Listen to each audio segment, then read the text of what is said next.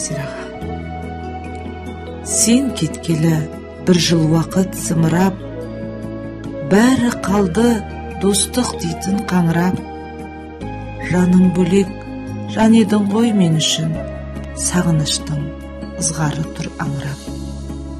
Жазирашым, жайсаң көңіл ізгеді, байсалдығы мінезімен сөздегі, ғайып болып ғұмырымнан құрбым-ау, мына кеудем кетеріңді сезбеді.